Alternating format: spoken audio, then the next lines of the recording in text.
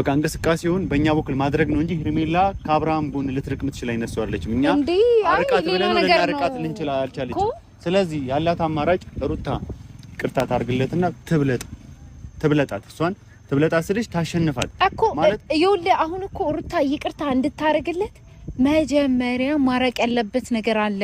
በቃ እኔና እሷ ምንም አይደለንም። ምክንያቱ ይሄ ነው። እሱ ነው የሚያናደደኝ። እኔ የሱ መልስ ማለት እኔና እሷ ምንም አይደለንም ካለ ማራቅ ነው እኮ ማራቅ አለበት። ከሚስቱ እሷ ልትቀደም አትችልም አውቃለሁ እኮ የሷ ሳይኮ መጠበቅ አለበት። አሁን እሱ ጥያቄ ፖይንቱ እኔ እኮ አንተን አላምንም ሳይሆን ችግሩ እኔ አንተን አምናለሁ። እንዴት አላምንም? አንቺ ሐሳብ እኮ ሳልስማማ ቀርቼ አይደለም። እኔ እኮ አንቺን ሐሳብ እስማማለሁ፣ ግን እሱ ምን አለ በቃ እኔን ካላመንሽ ምኑ ጋር ነው ትዳሩ? እኔ እሷ ስለመጣች ማደርገው ነገር አለው። ይሄ ነው እሱ ፖይንት እያደረገ ነገር ደግሞ መውጣትም አለባት። ይኸውልህ ምንም ካላረገ ከሷ ጋር ምንም ከሌላቸው እቺ ልጅ በቃ መገናኘት የለባቸው። ለምን ይገናኛል? ምንም